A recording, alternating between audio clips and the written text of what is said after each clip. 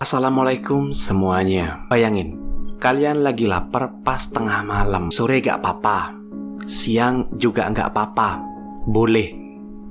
Yang penting lapar, intinya lapar. Terus di pinggir jalan Pantura, kalian ngelihat sebuah warung soto yang rame banget. Aromanya luar biasa gurih. Kuahnya kuning kental, koyanya melimpah, dan dagingnya terasa empuk banget. Beda dari yang lain. The best. Tentu aja kalian makan dengan lahap. Bahkan mungkin ya, kalian akan nambah 2-5 porsi. Tapi saat kalian hampir menghabiskan sendok terakhir, kalian menemukan sesuatu di dasar mangkok. Bukan tulang ayam, bukan kulit, bukan kotoran ayam, tapi sesuatu yang menyerupai ruas jari manusia dengan kuku yang masih menempel. Boom. Hari ini kita akan ngebahas salah satu kasus yang paling mengerikan yang pernah menghantui telinga orang Indonesia, masyarakat Indonesia. Walaupun kayak film, tapi ini bukan cerita film. Ini beneran terjadi, dan terjadinya di Indonesia. Boom. Baik, mari kita masuk ke ceritanya. Selamat datang di Arindo Star. Di dalam kasus ini akan berpusat di satu orang bernama Benget Situmorang. Kita akan ngelihat sudut pandangnya, kita akan ngelihat masa lalunya yang bikin dia ini bisa ngelakuin kejahatannya. Baik, gas. Benget Situmorang lahir di desa Ambarita, Pulau Samosir, Sumatera Utara. Nah, pas kecil sampai remaja, Benget dikenal sebagai anak yang nakal dan sulit diatur, rebel. Kenakalan Benget ini sering menimbulkan konflik dengan ayahnya. Benget disuruh sekolah, malah bolos-bolosan. Disuruh kerja, malah nyolong. Ketika ngelihat hubungan yang gak sehat antara Benget dan orang tuanya, nenek Benget menyarankan agar Benget pindah aja ke Jakarta untuk membantu keluarganya secara finansial. Disuruh kerja. Padahal ya, sebenarnya diusir. Pada usia 19 tahun, merantaulah Benget ini ke Jakarta dan tinggal bersama kerabatnya. Masih ada hubungan keluarga dan tinggal di Otista, Jaktim. Tapi di Jaktim kayaknya Benget ini sulit banget dapat kerja. Sehingga Benget ini pindah ke Jaksel dan bekerja sebagai sopir Kopaja di Blok M. Sama kayak mayoritas sopir Kopaja, Benget sering menghabiskan waktu bersama teman-temannya di terminal, tapi dalam hal negatif, gelap. Pengaruh lingkungan bikin Benget suka nyemilin perempuan. All of his money dihabiskan untuk bersenang-senang. Di tahun 2000, Benget yang udah banyak pengalaman, pas habis nyopirin, Benget duduk rokokan. Matanya yang kosong tiba-tiba tertuju ke seorang perempuan yang bernama Roini. Roini ini berasal dari kampung rambutan. Benget mikir, kayaknya udah cukup nih aku main-mainnya. Aku perlu pasangan. Apalagi Benget udah cocok banget sama Roini. Roini ini disamperin sampai mereka ngobrol. Gila, ternyata si Roini masih jomblo. Cocok, gas. Singkat cerita, mereka berpacaran selama beberapa bulan. Dan ketika emang udah bener-bener yakin ribuan %, Benget dan Roini lalu menikah di Samosir dan tinggal di sebuah kontrakan di Ciracas. Awalnya, pernikahan mereka ini berjalan baik. Tapi watak Benget ternyata nggak berubah. Pikiran Benget yang mau setia tuh pas di terminal ternyata hanya ilusi. Sifat asli Benget yang pemabuk dan temperamen menyebabkan keributan di rumah tangga mereka. Mereka ribut almost every day. Kayak Tom and Jerry, lempar-lempar barang, panci, linggis, gunting rumput, piring. Kebayang kan? Akibatnya Roini dan Benget diusir oleh masyarakat di sana. Pak RT lah yang menyampaikan ke Roini dan Benget, mewakili masyarakat yang gak mau kalau Benget dan Roini ini tinggal di sana. Dan terpaksa ya, mereka pindah. Dengan hubungan rumah tangga mereka yang udah semakin memburuk, Benget lalu berselingkuh dengan Darna Sri Astuti. Tapi Astuti nggak tahu kalau Benget udah beristri. Kayak yang sebelum-sebelumnya. Lagi-lagi kalau Benget ini baru kenalan romantis banget, Romeo. Astuti ya sama, ketipu juga oleh si Benget ini. Sampai-sampai Astuti ini berharap untuk ngejalanin hubungan serius sama Benget. Contohnya, Astuti ini memperkenalkan Benget ke keluarganya yang ada di Jambi kalau Benget ini adalah calon suaminya. Astuti bilang, Benget ini baik bu, perhatian banget, bla bla bla bla. Tentu aja keluarganya Astuti mendukung hubungan mereka. Sementara Ro ini istri Benget yang saat itu bekerja keras sebagai ART untuk ngebantu ekonomi keluarga, malah diabaikan oleh Benget suaminya.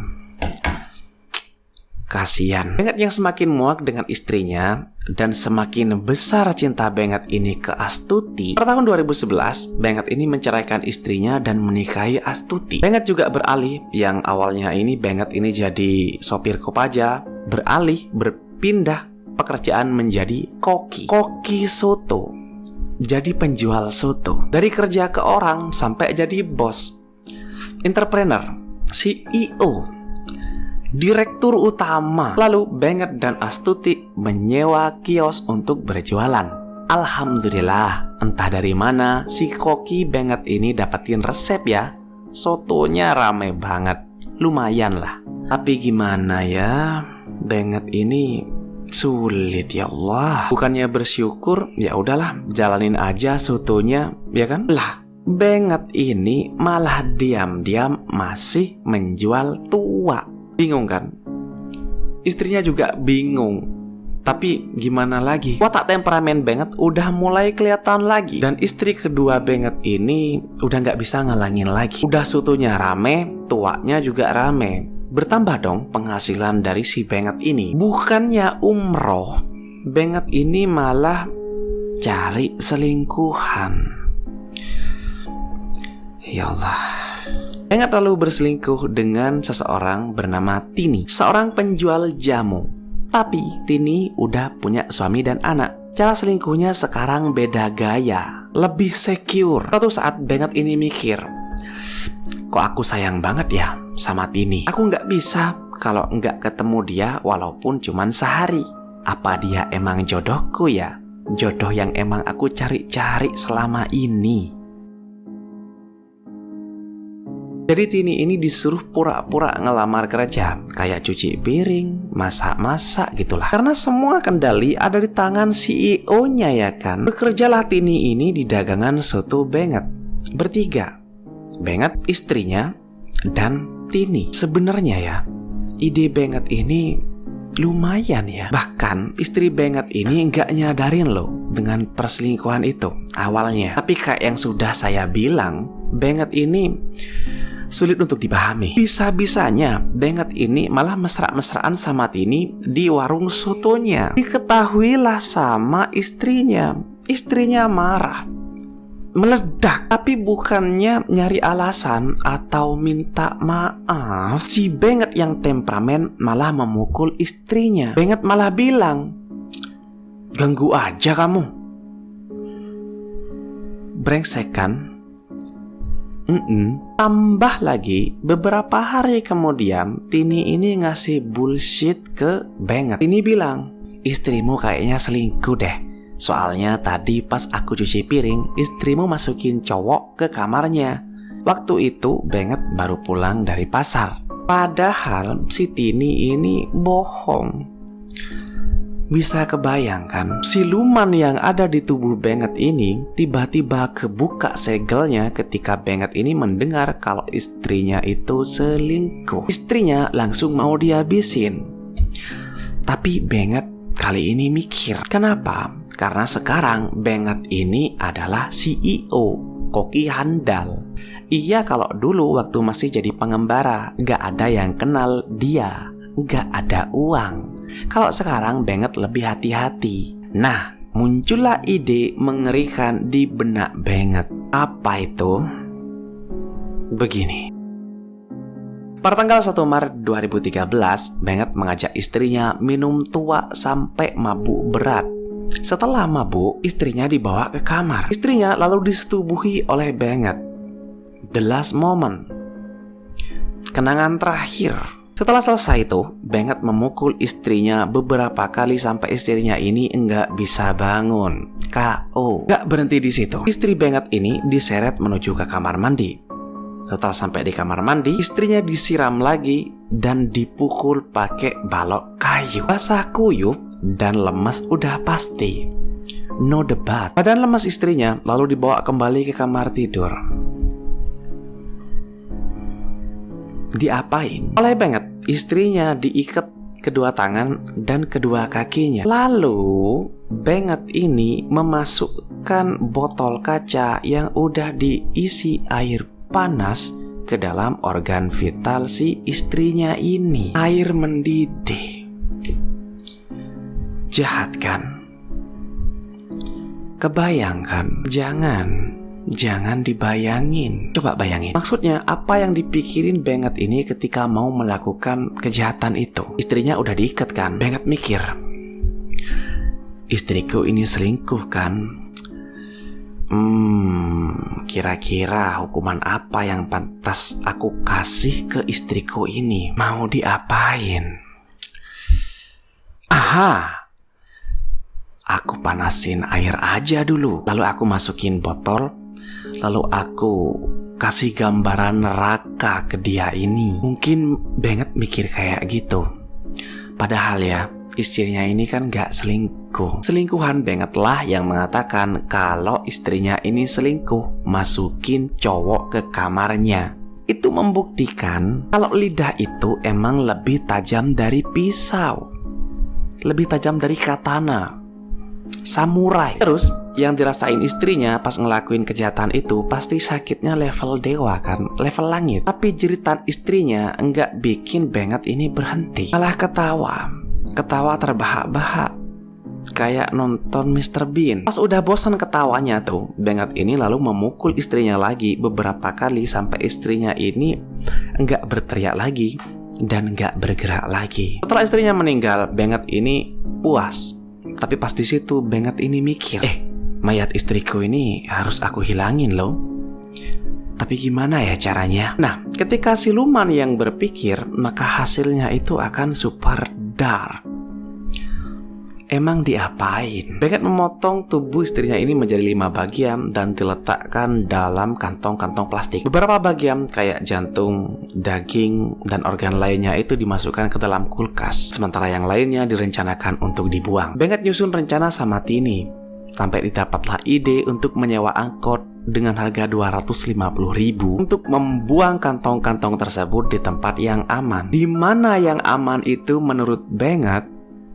Di samping pembatas jalan tol. Ya, di situ aman katanya. Aman. Aman dari mananya? Oke, lalu disewalah angkot ini. Benget bilang sama pemilik angkot kalau dia mau beli belanjaan yang banyak banget untuk bahan sotonya. Oke, bisa diterima. Dibawalah kantong-kantong itu. Benget saat itu bareng Tini.